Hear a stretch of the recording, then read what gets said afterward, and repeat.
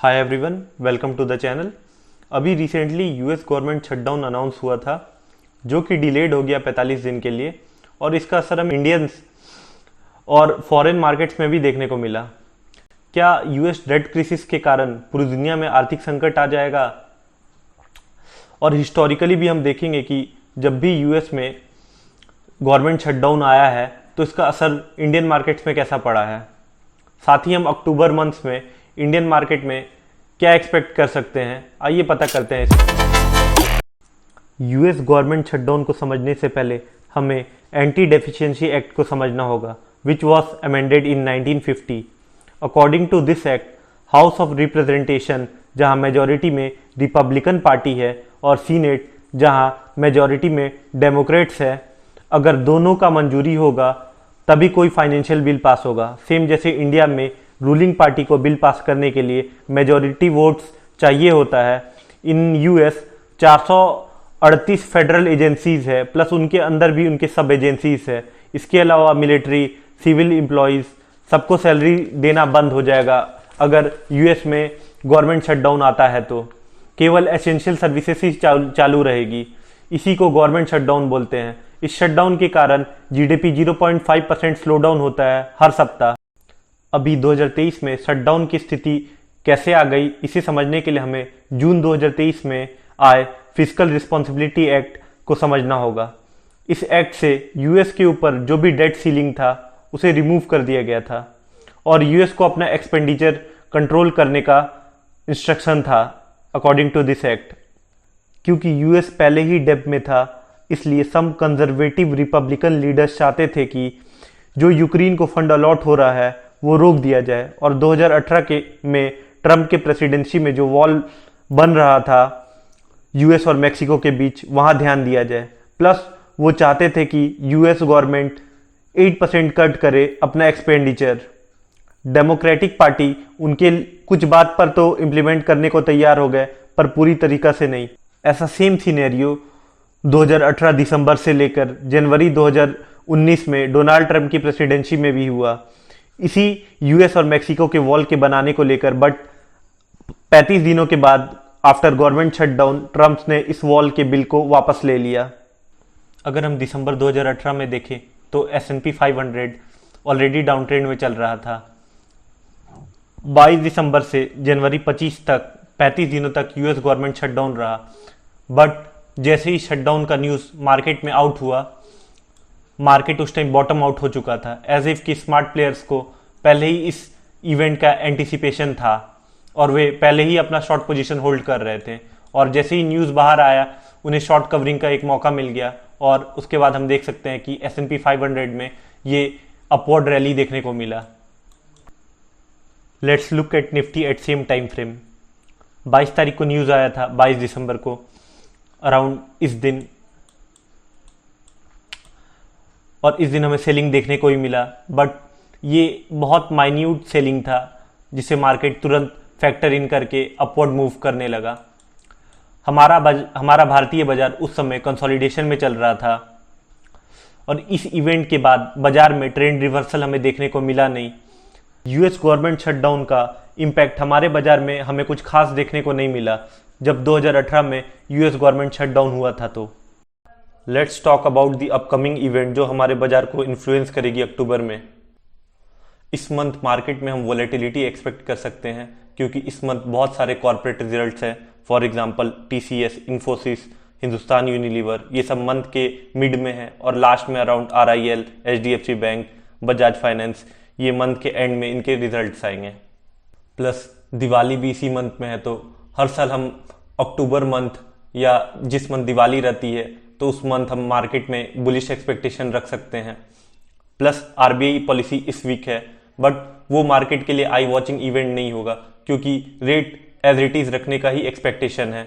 Auto sector में हमें profit booking देखने को मिल सकता है, और ये हमारे फोकस में रहेगा फर्स्ट वीक ऑफ अक्टूबर, क्योंकि auto sales data just release हुआ है और हर एक कंपनी ने लगभग काफी अच्छा परफॉर्मेंस दिया है। बट ये पहले से ही एक्सपेक्टेड था, क्योंकि स्ट्रॉन्ग फेस्टिव डिमांड पहले ही मार्केट एक्सपेक्ट कर रहा था कि इससे हर एक कंपनी का सेल बढ़ेगा, और हमें प्रॉफिट बुकिंग देखने को भी मिल सकता है।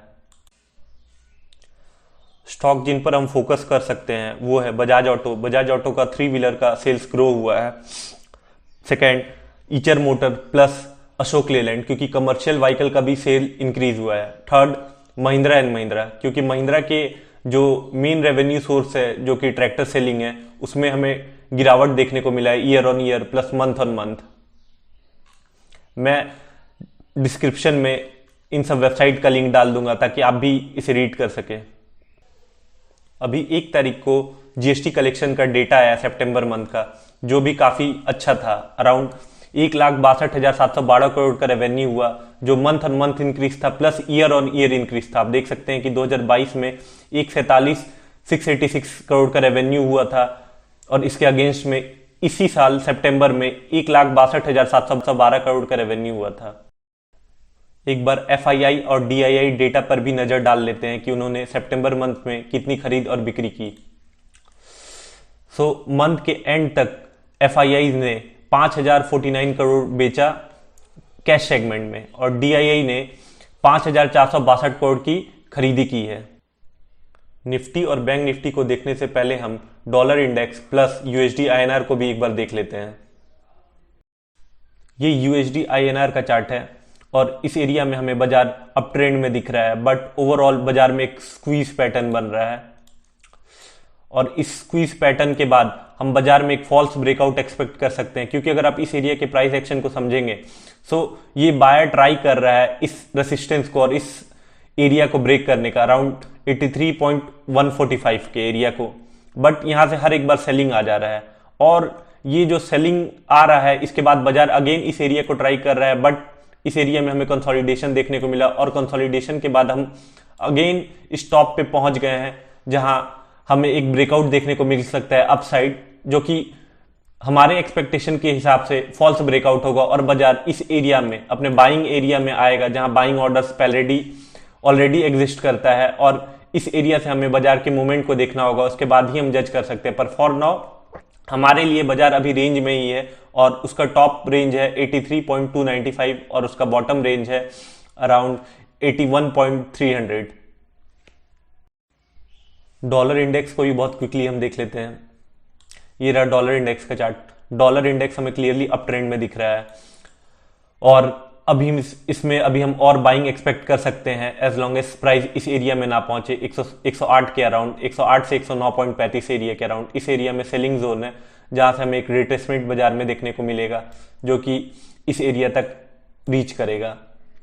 बट फॉर नाउ अभी इसमें तो हमें अप ट्रेंड ही देखने को मिल रहा है, बट इसका ये मीन नहीं है कि अगर डॉलर इंडेक्स 100 के ऊपर है या अप जाएगा तो हमारा इंडियन मार्केट ग्रो नहीं करेगा। इंडियन इकोनॉमी डॉलर इंडेक्स के स्ट्रांग होने से ऐसा नहीं होगा कि उसका ग्रोथ पोटेंशियल रुक जाएगा। Let's look at Nifty and bank Nifty chart first. हम अभी निफ्टी के चार्ट में हैं और निफ्टी में इस सेल कैंडल के बाद बाजार ने 19,500 का सपोर्ट लिया है और हमें इस एरिया में अभी कंसोलिडेशन, पहले इस सेलिंग कैंडल से पहले हमें कंसोलिडेशन देखने को मिला। प्लस अगर हम प्रीवियस प्राइस एक्शन की बात करें तो बाजार ने 12 तारीख को गैप अप करके इस रेजिस्टेंस को ब्रेक किया था, 20,000 के रेजिस्टेंस को, बट मार्केट का उसके बाद इमीडिएट रिस्पॉन्स क्या रहा? मार्केट ने उसे उसी दिन सेल कैंडल के थ्रू इस रेजिस्टेंस के अंदर क्लोजिंग कर दिया। दैट मीन्स मार्केट ने क्लियरली इंडिकेट किया कि ये फॉल्स ब्रेकआउट था, बट इसके बाद अगेन ये रैली कंटिन्यू रहा और ये रैली कंटिन्यू रहने के बाद हमें देखने को मिला कि डायरेक्ट गैप डाउन हुआ इस रेजिस्टेंस के अंदर और मार्केट ने क्लियरली बोल दिया कि ये हायर हाई नहीं था, ये एक फॉल्स रन था ताकि बायर अधिक से अधिक बायर 20,000 के ऊपर ट्रैप हो सके। सेम हम बैंक निफ्टी में भी देखेंगे कि बैंक निफ्टी में इस दिन 12 तारीख को बाजार कहां पर था।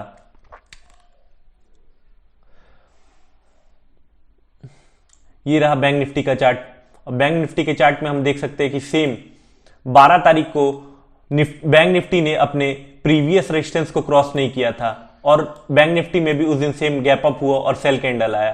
प्लस बैंक निफ्टी का जो ये रैली था वो अपने रेजिस्टेंस तक गया। दैट मींस बैंक निफ्टी हमें क्लियरली इंडिकेट कर रहा था कि निफ्टी का रैली वो फॉल्स रैली है, फॉल्स ब्रेकआउट है।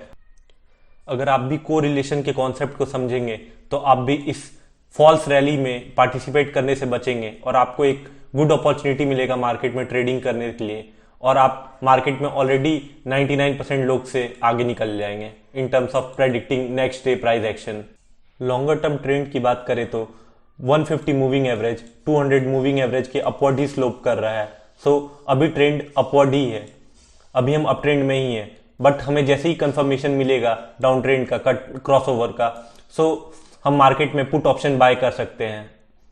और निफ्टी में अगर हम देखें तो निफ्टी में भी मूविंग एवरेज अभी बहुत दूर है, अभी जिस एरिया में प्राइस है। सो हम प्राइस को एक्सपेक्ट कर सकते हैं कि प्राइस इस एरिया में थोड़ा कंसोलिडेट करे ताकि मूविंग एवरेज थोड़ा पास आ पाए, तब हम अपवर्ड रैली, अपवर्ड ब्रेकआउट का एक्सपेक्टेशन कर सकते हैं।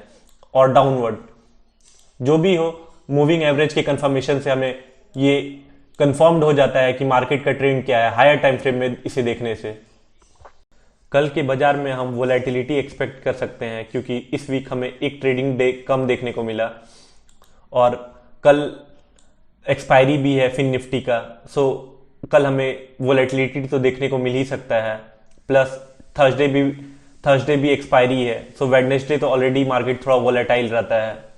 हम लोअर टाइम फ्रेम में भी मार्केट को एक बार वॉच कर लेते हैं कि मार्केट लोअर टाइम फ्रेम में क्या हमें बोल रहा है। लोअर टाइम फ्रेम को के प्राइस एक्शन को देख के, ये हम 15 मिनट के टाइम फ्रेम में है निफ्टी के चार्ट में, और हमें इस एरिया से अराउंड 200 मूविंग एवरेज से एक सेल ऑफ देखने को मिला है और इस एरिया में 20 और 50 का क्रॉसओवर हुआ है।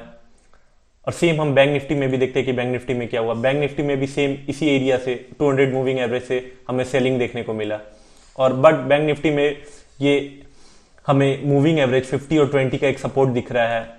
अगर कल मार्केट गैप अप ओपन होता है या इस एरिया में हमें मूविंग एवरेज के ऊपर स्टार्टिंग के 1 घंटा में हमें बाजार सपोर्ट लेते हुए दिखता है तो डेफिनेटली ये शॉर्ट टर्म अप ट्रेंड का ये कंफर्मेशन रहेगा और हम निफ्टी में भी सेम कंफर्मेशन के हिसाब से अपना ट्रेडिंग पोजीशन ले सकते हैं। बट हमें बैंक निफ्टी ज्यादा स्ट्रांग दिख रहा है एज कंपेयर टू निफ्टी। सो अगर हमें कॉल ऑप्शन बाय करना होगा तो हम ज्यादा प्रेफर करेंगे बैंक निफ्टी। निफ्टी को कल हम बैंक निफ्टी के हिसाब से कोरिलेट करते हुए निफ्टी में पोजीशन लेंगे, क्योंकि बैंक निफ्टी एक लीडिंग आज के दिन हमें दिख रहा है कि बैंक निफ्टी ही कल लीड करेगा और बैंक निफ्टी के मूवमेंट के अकॉर्डिंग ही हम जज करेंगे कि निफ्टी में क्या होगा। बट बैंक निफ्टी हमें स्ट्रांग दिख रहा है और एज कंपेयर टू निफ्टी में सेलर थोड़ा एग्रेशन में है। आई होप मैंने आपके सामने सारा डेटा रखा और आप भी इन डेटा को सही तरीका से इंटरप्रेट करके मार्केट में एक इन्फॉर्म डिसीजन ले और अक्टूबर मंथ में अपने एनालिसिस को उसके अकॉर्डिंग अपडेट करें। Thanks for watching. Hello everyone, I hope you like the video.